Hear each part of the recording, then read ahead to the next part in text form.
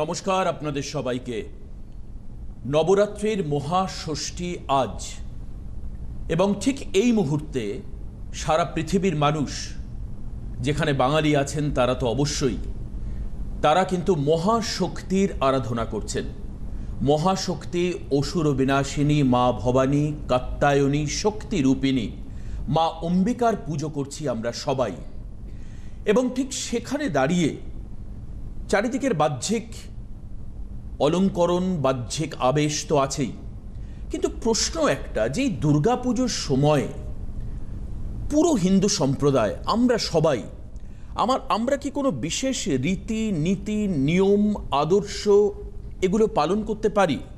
বা যদি করি, তার ফলে আমাদের ক্ষেত্রে মা কিভাবে আশীর্বাদ আমাদেরকে দেবেন, কিভাবে মায়ের যে শক্তি সেটা সক্রিয় হবে?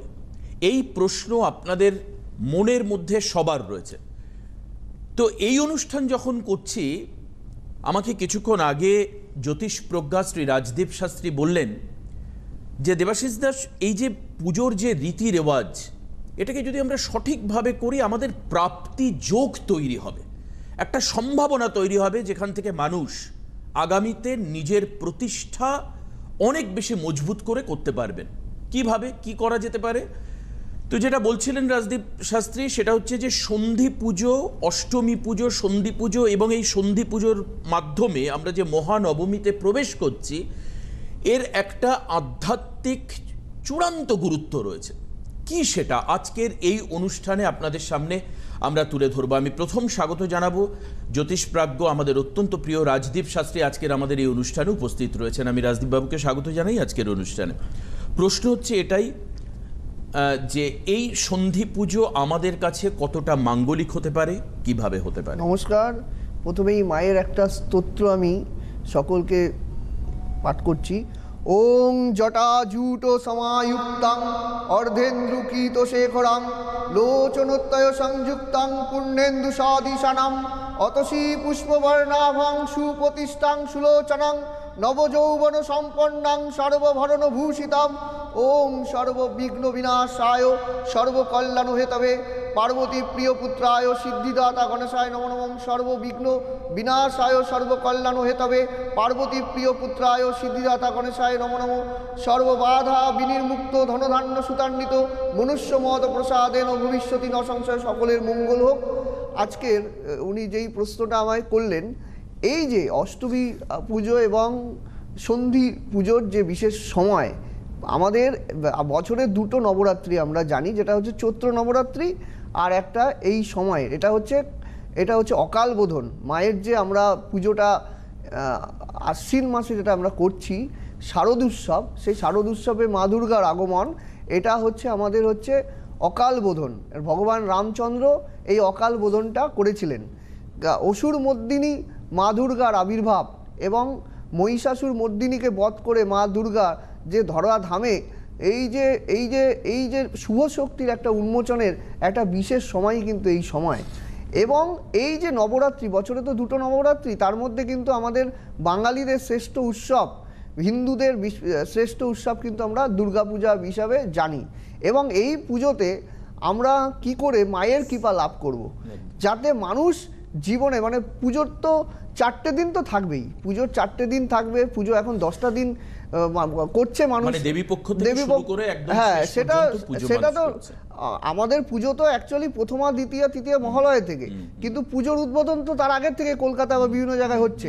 মানুষ উৎসবে মহারাষ্ট্রের মতো এখানে মানুষ পুজোটা, হ্যাঁ, গণেশ চতুর্থী 13 দিন চলছে, কিন্তু মূল যে পুজো, আমাদের মূল পুজো তো মূলত 4টে দিন। বিশেষ করে এই যে সময়টা, তার মধ্যে বিশেষ করে আজকে ষষ্ঠীর একটা চলছে, এবং ষষ্ঠীর আগ মুহূর্তে সামনে গিয়ে কিন্তু অষ্টমী তিথি কিন্তু বিশেষ গুরুত্বপূর্ণ। এবং রাজদীপ বাবু, আপনি তো অষ্টমী আর সন্ধি পুজোর কথা বলবেন, কিন্তু আপনি যেভাবে দুর্গা স্তোত্র, গণেশের মন্ত্র দিয়ে আপনি শুরু করলেন, এই মহাষষ্ঠীর এই মধ্যাহ্নে একটা অদ্ভুত রকম আবেশ তৈরি হলো, এই বিষয়ে কোনো সন্দেহ নেই। আচ্ছা, আপনি আমাকে একটা কথা, আপনি সন্ধির পুজোর কথা বলবেন, আমি সেটার জন্য আমি নিজেও শোনবার জন্য অপেক্ষা করে রয়েছি। আপনি আমাকে একটা জায়গায় বলুন, এই যে মন্ত্র উচ্চারণ, মন্ত্রের শ্রুতি, তার নিখুঁতভাবে তার প্রক্ষালন, এই যে ঘটনাগুলো ঘটছে এর মাধ্যমে একটা আবেশ তৈরি, আমরা মন্দিরে গিয়ে এই ধরনের মন্ত্র শুনলে মানুষ অনেকটা ভক্তি উজাড় হয়ে যাবে। এই মন্ত্রের গুরুত্ব বা পাঠের যেভাবে আপনি শুরু করলেন, আমি actually I feel spellbound. এর ব্যাখ্যাটা একটু আমায় দিন যে এর গভীরতা কতটা থাকা উচিত, এবং একজন সাধারণ মানুষ ধরুন যিনি এখন অনুষ্ঠান দেখছেন, তিনি যদি দুর্গা স্তোত্র বা এই মন্ত্র পাঠ করেন, তার আত্মা, চেতনা, বোধ, বিবেক, শক্তি জাগ্রত হতে পারে। একদম, আপনি একদম সঠিক কথা বলেছেন। এই যে পবিত্র বেদমন্ত্র, আমাদের যে এই যে পবিত্র মন্ত্রগুলো, মানুষ যদি সঠিকভাবে, আমাদের মন্ত্র উচ্চারণের মাধ্যমে কি হতে পারে একটা জানতে হবে। মন্ত্র হচ্ছে মনে ত্রাণ করে। হ্যাঁ, এই যে আমরা যে মন্ত্র পাঠ করি, মন্ত্র যদি সঠিকভাবে উচ্চারণ করা যায় এবং তার যে ভাইব্রেশন রয়েছে, মানুষের পঞ্চ ইন্দ্রিয়টা কিন্তু খুব ভালো কাজ করে, চক্ষু, কর্ণ, নাসিকা, জিহ্বা, ত্বক। এবং এই যে মানুষের যে নার্ভাস সিস্টেমটা, এই নার্ভাস সিস্টেমের একটা যে ব্যালেন্স এই মন্ত্রের দ্বারা কিন্তু হয়। এবং সেই মন্ত্রের আবেশ যে সেখানে পুজোর সময় আপনি দেখুন, হ্যাঁ, পুজোর সময় যখন আমরা মায়ের স্তোত্র শুনছি, হ্যাঁ, এবং বীরেন্দ্র কৃষ্ণ ভদ্রের যেমন আপনারা মহালয়া শোনেন, এবং আপনাদের সকলের আশীর্বাদে আমার নিজের কণ্ঠেও কিন্তু আমি মহালয়া আছে। হ্যাঁ, আমি চেষ্টা করেছি, সেই রকমভাবে অর্থে পারিনি, কিন্তু চেষ্টা করেছি। অনেকেই আমার বলেছে ল্যান্ডমার্ক থাকে।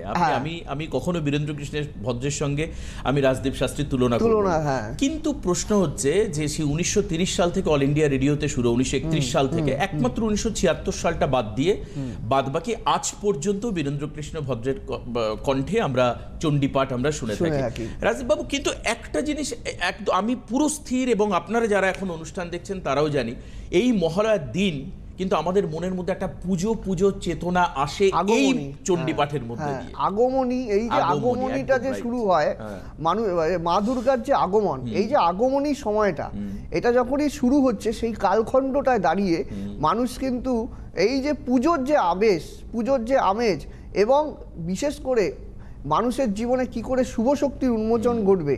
এবং এই সময় দেখা যায় যে যারা মানে সারা বছর সময় পান না, মানুষ কিন্তু বেশিরভাগ মানুষই ঘোরাফেরা তো থাকবেই, কিন্তু পুজো পাঠ এবং আধ্যাত্মিক চেতনার মধ্যে যদি এই সময়টা থাকা যায়, তবে মানুষের জীবনে কিন্তু খুব ভালো পরিবর্তন আসে, এবং মানুষের জীবনে কিন্তু শুভ একটা ঘটনা কিন্তু মানে ঘটতে থাকে।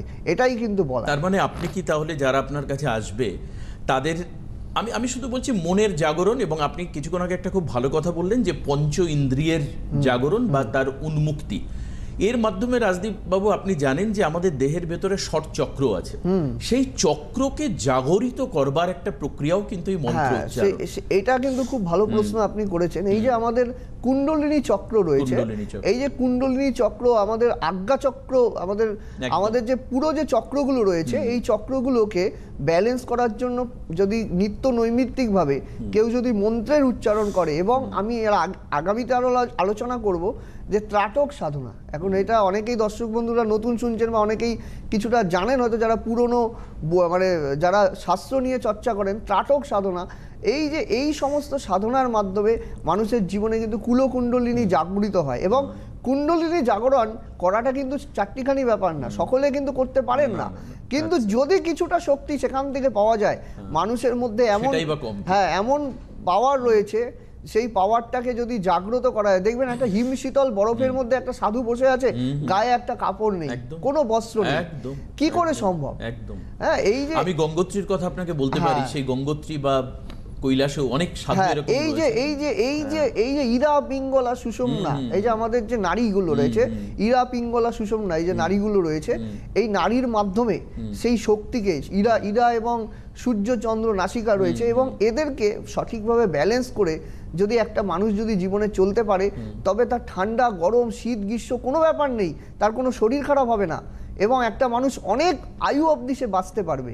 এই হিমালয়ের সাধকদের দেখুন, অসাধারণ কথা আপনি বলছেন রাজদীপ বাবু। আমার আজকে মনে পড়ছে, দেখুন, কোনো অসুখ হলে মানুষ ডাক্তারের কাছে যাবেন ঠিকই, কিন্তু ইংরেজিতে তো একটা কথা আছে যে prevention is better than cure, অর্থাৎ আত্মাকে জাগরণ করা নয়, আমাদের শারীরিক শক্তিকে জাগরণ করা। সত্যি তো তাই। এরকম মনে হচ্ছে না যে মন্ত্রের মাধ্যমে সাধু সন্ন্যাসীরা কোথাও আগুন জ্বালিয়ে দিচ্ছেন বা নিজের শরীরকে তপ্ত করে রাখছেন? এটা একটা মানে, হ্যাঁ, এটা কিন্তু দেখুন, এটা একদম প্রমাণিত।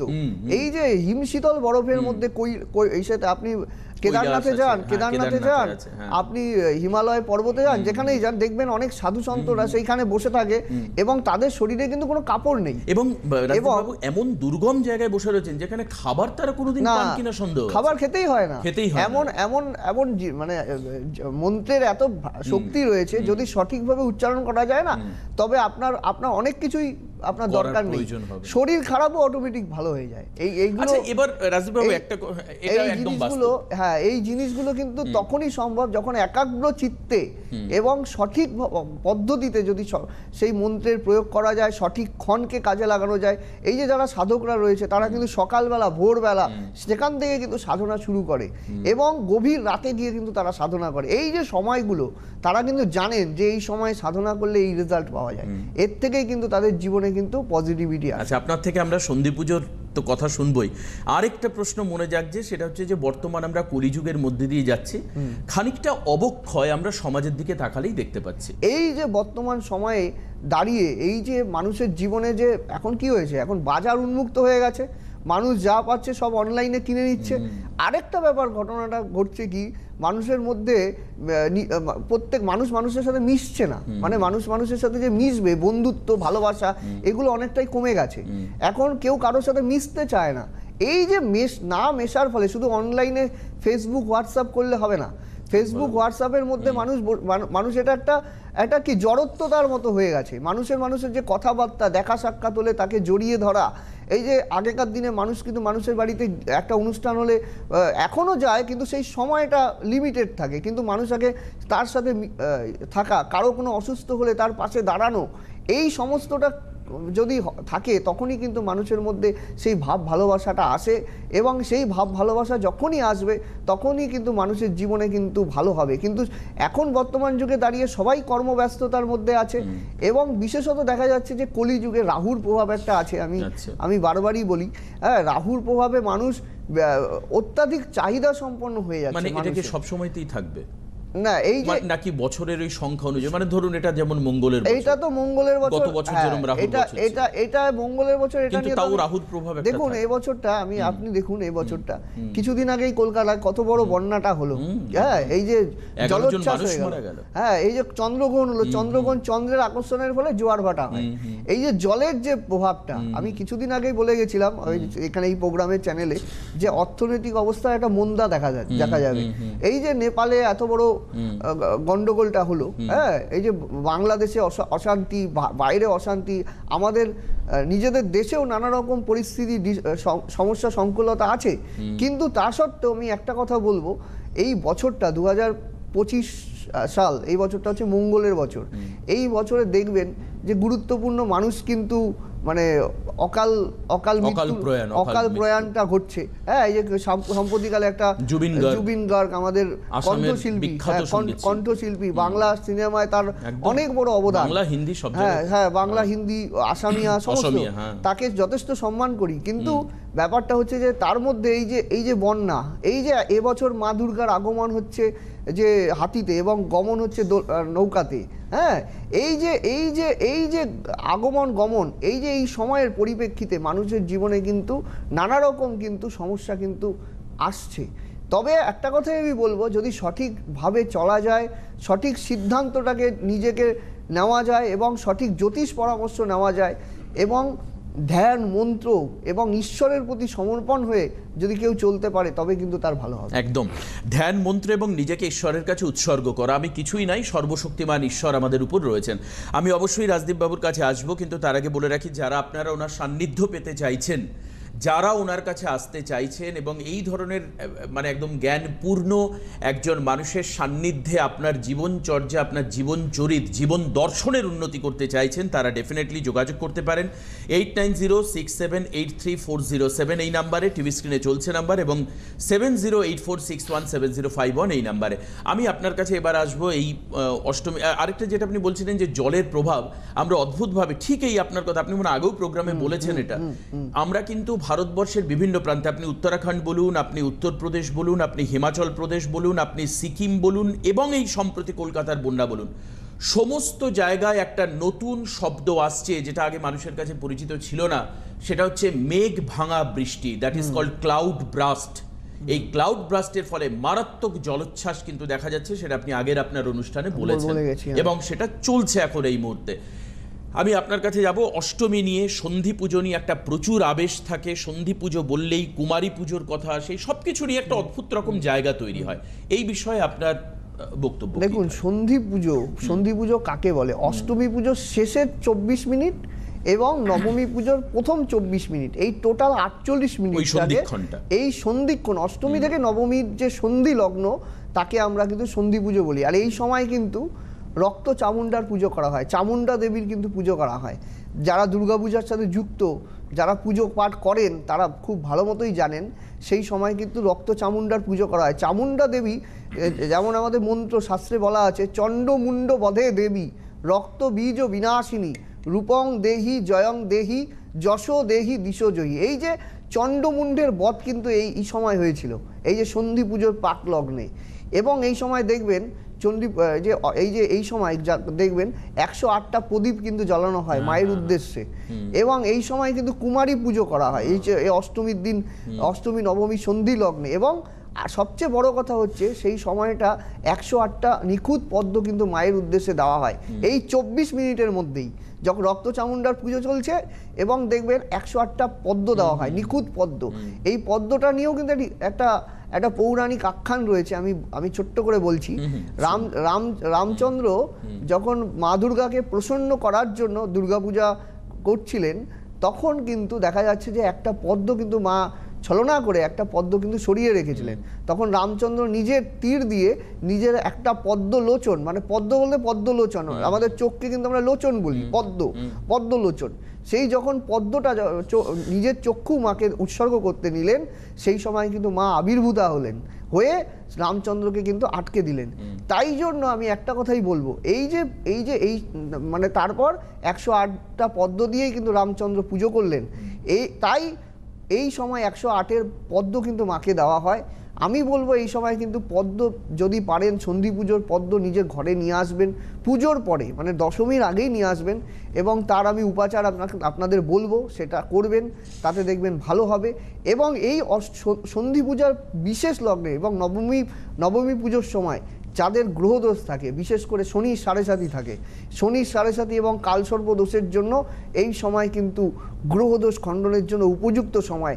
মায়ের কৃপায় কিন্তু সেই সময় এই অশুভ দোষ কিন্তু বিনাশ হয়। শনির সাড়ে সাথীতে কী হয় আমি আগেও বলেছি, শনির সাড়ে সাথীতে কিন্তু গুরুজন হানি ঘটে এবং কর্ম জায়গায় কর্মচ্যুত হয়। এই দুটো জায়গায় কিন্তু এই সময় কিন্তু একটা উপযুক্ত সময়। এবং যাদের বিবাহ হচ্ছে না, বিবাহ স্থির হয়েও বারবার কেটে যাচ্ছে, এই সময়টা কিন্তু কাজ করলে খুব ভালো রেজাল্ট কিন্তু পাওয়া যায়। আপনার থেকে আরেকটা জায়গা আমি জিজ্ঞেস করি, সেটা হচ্ছে যে আপনি মন্ত্র সাধনা তনু সিদ্ধির কথা বলছিলেন, মন্ত্রের মাধ্যমে তনু সিদ্ধির কথা বলছিলেন। আমি আপনার থেকে জানতে চাইবো, আপনি তারাপীঠে প্রত্যেক মাসে যজ্ঞের কাজ করেন। এখন এটা প্রশ্ন যে একটা যজ্ঞ বা একটা অগ্নিকুণ্ড, আমরা থেকে সাক্ষী রেখে অনেক কাজ করি, বিবাহ থেকে শুরু করে গৃহপ্রবেশ থেকে শুরু করে আমরা মাঙ্গলিক যে কোনো জায়গায় আমরা যজ্ঞের কাজ করি। এই যজ্ঞের মাধ্যমে আপনার যারা সান্নিধ্য পাবেন, তাদের ক্ষেত্রে মাঙ্গলিকতাকে নিয়ে আসবার জন্য বা দেবতার কৃপা প্রসন্নতাকে নিয়ে আসবার জন্য কি ধরনের বিশেষ কাজ আপনি করে থাকেন, এটা আপনার কাছে প্রশ্ন।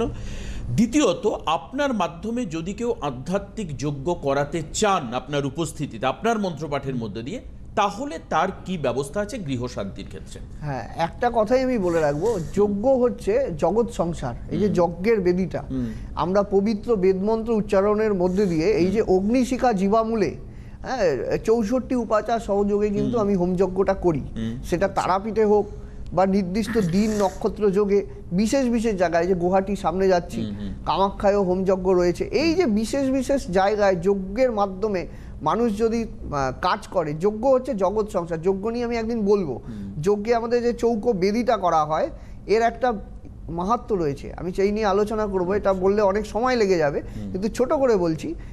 সেখানে বিশেষ উপাচার, বিভিন্ন দ্রব্যগুলো, এই দ্রব্যগুলো সব জায়গায় পাওয়া যায় না, আমাদের বিভিন্ন জায়গা থেকে খুঁজে আনতে হয়, সুন্দরবন, কখনো বিভিন্ন জায়গার থেকে এই দুর্মূল্য বস্তুগুলো সংগ্রহ করে একটা মানুষের যেই যেই সমস্যাগুলো রয়েছে সেগুলো সমাধানের জন্য বিশেষভাবে কাজ করলে কিন্তু রেজাল্ট কিন্তু ভালো আসে। এবং আপনার যে দ্বিতীয় প্রশ্নটা যেটা আপনি করলেন, যে যাদের সমস্যা আসার আগেই কিন্তু সমাধানের প্রকৃত রাস্তা কিন্তু দেখে নিতে হবে। আরেকটা কথা আপনি বলেছেন যে গ্রহদোষ প্রতিকার, আমি শুনেছি যজ্ঞের মাধ্যমে বা তারাপীঠ এমন একটা সাধন ক্ষেত্র। তারাপীঠ হচ্ছে মানে গ্রহদোষ, হ্যাঁ, এটা কিভাবে সম্ভব? তারাপীঠ হচ্ছে একটা বামদেবের সিদ্ধপীঠ তারাপীঠ, এবং তারাপীঠ হচ্ছে তন্ত্রের পীঠ, সাধন ক্ষেত্র। এখানে কিন্তু সাধনা কিন্তু সিদ্ধি হয়, এবং বিশেষ বিশেষ যোগে যদি কাজগুলো করা যায় তবে কিন্তু এর আগে আমি করে এসেছি, কৌশিকী অমাবস্যায় করেছি, ভাদ্র মাসের শেষ শনিবার করেছি। অনেক দর্শক বন্ধু এসছেন যারা সিটিভিএনে আমায় দেখেন, অনেকে এসে নিজেরা আহুতি দিয়েছেন, প্রচুর লোক এসছিল। হ্যাঁ, তো সেরকমই প্রচুর যারা এই যে আমার যে আবার ধরে নিন সামনে দীপাবলি অমাবস্যা রয়েছে, হ্যাঁ, এই যে বিশেষ বিশেষ যোগে আমি যে কাজগুলো যে করছি, কাজগুলোর মধ্যে দিয়ে মানুষ কিন্তু জীবনে কিন্তু সুখ সমৃদ্ধি কিন্তু পায়, এবং মানুষ কিন্তু নিজে ফোন করে লাইভে কিন্তু জানায় যে এই যে আমি আপনার দ্বারা উপকৃত হয়েছি। এবং এই যে বর্তমান সময়ে এখন কিন্তু এই যে অষ্টমী এবং সন্ধি পুজো, এই সময়ও কিন্তু একটা খুব ভালো সময়ের মধ্যে দিয়ে যাচ্ছি। একদম আমি যদি ধরে নিই এই সময়টা একেবারে কালী পুজো পর্যন্ত সময়টা কিন্তু খুবই ভালো। তার মানে আপনি ধরে নিন আজকে ষষ্ঠীর দিন আপনি রাজদীপবাবু আপনি অনুষ্ঠান করছেন, তাহলে মানুষ যারা এই অষ্টমী পুজোতে কাজ করাবেন বা সন্ধি পুজোতে যারা মাঙ্গলিক কাজ করাবেন, তাদের তো আমি বলবো আজকের এই মুহূর্ত থেকে আগামীকাল দুপুর পর্যন্ত হয়তো তারা ফোনে বুকিং করতে পারবেন, এরপর তো আপনার পাবেন, কারণ আপনি এমনি বলছেন না। অলরেডি আমি একটা কথা বলে রাখি, অলরেডি অনেকগুলি কাজ নেওয়া হয়ে গেছে, এখন আর কাজ নেওয়ার জায়গা সেরকম নেই। যদি কেউ জরুরি, অন্তত আমি যেহেতু আপনার নতুন অনুষ্ঠান করছি আজকে করলাম, আমার অনুরোধে আপনি অন্তত 5 জনের জায়গা রাখুন। যদি আমার সেরকম জায়গা মানে মনে হয়, আমি যদি বিচার বিবেচনা করে দেখি যে তার কাজটা খুব ইম্পর্টেন্ট, যে হ্যাঁ অনেক কাজ থাকে যে পরবর্তী কালে করলেও সুবিধাজনক বা হবে, ভালো হবে, কিন্তু আমি যদি দেখি এই সময়টা তার জন্য করলে তার বিশেষ প্রয়োজন, আমি যদি সেই বিষয়টা উপলব্ধি করতে পারি তবে আমি সেটা ব্যবস্থা করব। কিন্তু না, মানে ব্যাপার হচ্ছে যে আগের থেকে যারা বলে রেখেছেন তাদের কাজটা তো আগেই আমি তাদেরটা সরিয়ে নতুন কাজ করতে বলছি না, কিন্তু যাদের ইম্পর্টেন্সই রয়েছে তারাই ফোন করবেন আজ, এখন, এই মুহূর্ত থেকে শুরু করে আগামী একটা দিন, এরপরে আর ফোন করাই হয়তো মেবি একটা দিনও নয়, আগামী 12 ঘন্টা আপনারা ফোন করুন। 12 ঘন্টার মধ্যে 5 জন অতি গুরুত্বপূর্ণ যাদের প্রয়োজন তারা ফোন করবেন। আমি চেম্বারগুলো একবার বলে দিই দ্রুত। 7 তারিখে হচ্ছে গুয়াহাটির চেম্বার রয়েছে, অর্থাৎ আগামী 7 তারিখে আপনারা অবশ্যই গুয়াহাটির চেম্বারে আসতে পারেন। 10 তারিখে হচ্ছে কালিয়াগঞ্জে চেম্বার রয়েছে, 12 তারিখ কোচবিহার চেম্বার রয়েছে, 13 তারিখ ফালাকাটাতে চেম্বার রয়েছে, 14 তারিখে জলপাইগুড়ি চেম্বার, 15 তারিখ শিলিগুড়ি, 18 তারিখ দিল্লিতে চেম্বার রয়েছে। দিল্লিতে আপনারা যারা দিল্লিতে সিআর পার্কে চেম্বার রয়েছে, তো যারা চাইছেন বুক করতে পারেন। 27 তারিখে বর্ধমানে চেম্বার, 28 তারিখে দুর্গাপুর চেম্বার, 29 তারিখ আসানসোলে চেম্বার, 1 তারিখ দমদম চেম্বার, এবং 2 তারিখে হচ্ছে বাঘা যতীনে চেম্বার রয়েছে। এবার বিষয় হচ্ছে কোথায় কি করে বুক করবেন। আপনাদের টেলিভিশন স্ক্রিনে যাওয়া যে নিচে বুকিং নাম্বার বলে রয়েছে সেই জায়গায় আপনি বুক করবেন। আপনাকে আমি শেষ প্রশ্ন করতে যাই, আমি জানি না সময় উত্তর দিতে পারবেন কিনা। আপনি বলেন যে আপনার একটা পরামর্শ, যে কোনো গুরু মানুষের পরামর্শ, একটা পরামর্শ জীবনকে বদলে দিতে পারে, কিভাবে সম্ভব? হয়তো পরের অনুষ্ঠানে একটা পরামর্শ কিন্তু মানুষের জীবনে একটা সঠিক পরামর্শ, সঠিক জায়গা যদি বলা যায়, সেটা বিবাহ, কেরিয়ার, কোন সাবজেক্ট নেবে, কোন জীবন চেঞ্জ হয়ে যাবে যদি সঠিক পরামর্শটা যদি দিতে পারি, সঠিক ব্যক্তিকে সঠিক পরামর্শ সঠিক সময় দিতে হবে, জীবন কিন্তু একদম বদলে যাবে। এটাই কিন্তু বড় কথা। এই জীবন বদলে যাওয়ার অঙ্গীকার রেখে আজকের এই ষষ্ঠীর এই অনুষ্ঠান আজকে এখানে শেষ করছি। আপনারা নির্দিষ্ট নিয়ম পালন করুন, যদি প্রয়োজন হয় ডেফিনেটলি শাস্ত্রীজিকে ফোন করুন, উনি আপনার পাশে রয়েছেন, আপনার সাথে রয়েছেন। আজকে এখানে শেষ করব। অনেক ধন্যবাদ রাজদীপ শাস্ত্রীকে আজকের অনুষ্ঠান উপস্থিত থাকবার জন্য। নমস্কার আপনাদের সবাইকে। নমস্কার। সুখবর, আপনাদের প্রিয় জ্যোতিষী রাজদীপ শাস্ত্রী অনলাইন কনসালটেন্সি করছেন। আপনাদের পরামর্শ, প্রতিকার ও প্রতিবিধান পৌঁছে যাচ্ছে ভারতবর্ষের বিভিন্ন প্রান্তে। Online consultancy number 8906783407। Rajdeep Shastri. প্রতিকার প্রতিবিধান থাকলে সাথে, ভাগ্য ভবিষ্যৎ আপনার সাথে।